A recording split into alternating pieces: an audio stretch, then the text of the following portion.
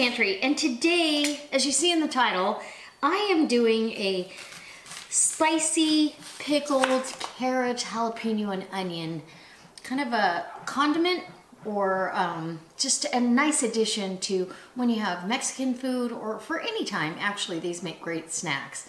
I was inspired to do this when I was watching my friend Lisa over at Sutton's Days.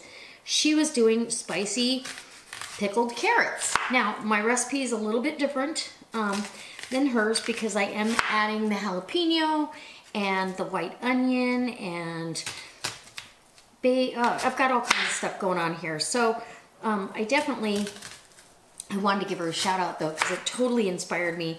I already have my carrots, my jalapenos prepped. I'm just getting my onion here. Gonna get that all prepped up, and it's got a little center of green that I want out of there. And we're gonna pickle up some carrots, and we'll have a condiment. I'm gonna share these, so I probably will end up running the water bath twice, even because I didn't pull out my big water bath canner. I'm just gonna do it in a Dutch oven on the stovetop, 4 jars at a time. All right, so all you need is a pot that you can actually cover the jars with water by 1 inch of water, and you're good to go to water bath can. Okay, so I've got my lids and rings and jars are clean. Everything is ready to go. I'm gonna go ahead and cut these onions up. I've got about 2.5 pounds of carrots that I cut up, and I'll show you up close.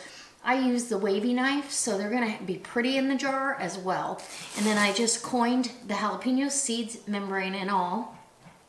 I've got some cloves of garlic, and like I said, the white onion is gonna go in there as well. Some oregano, Mexican oregano, some bay leaf, some sugar, salt, and I have 2 cups of vinegar, white vinegar, to 1.5 cups of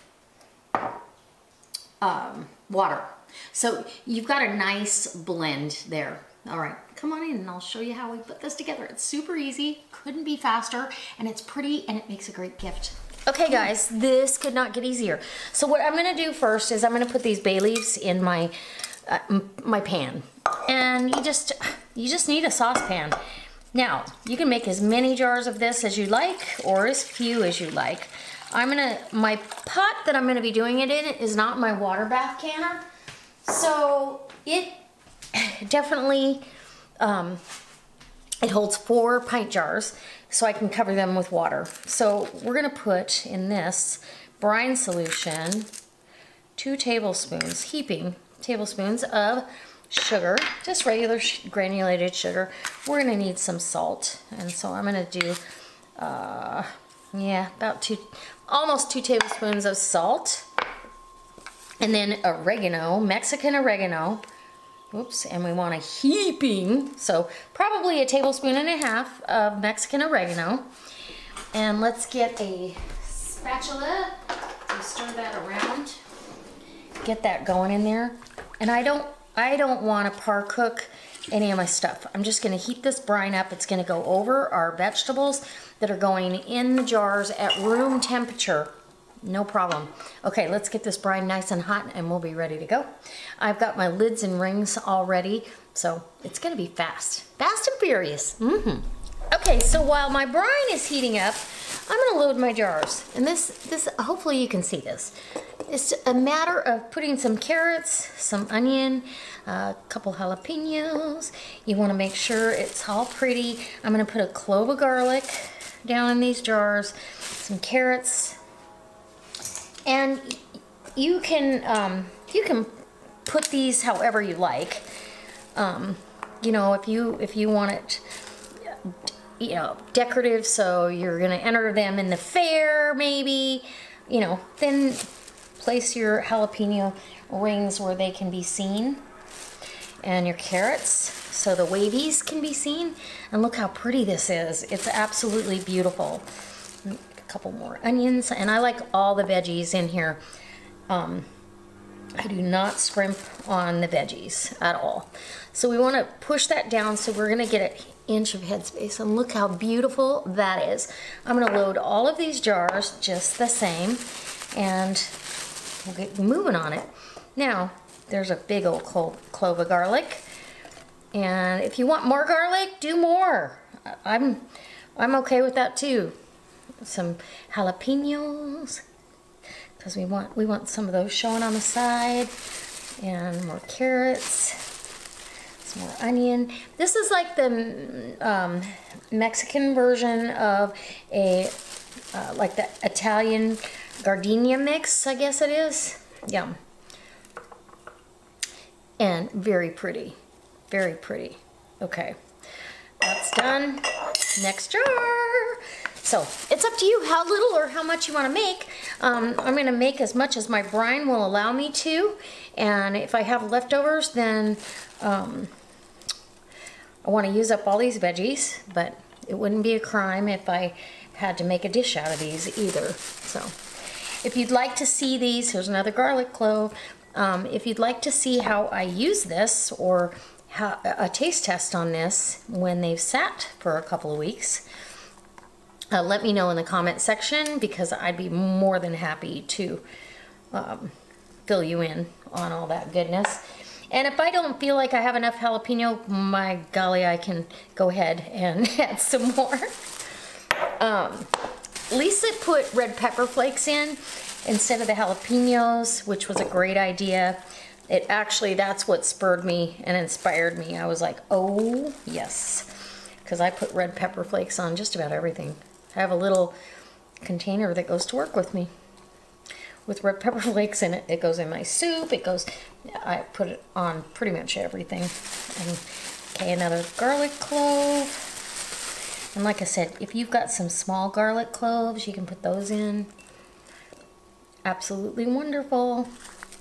I might need another white onion, because I can see I'm going to have a second batch of this. Right? It's okay though. Can't have too much of this.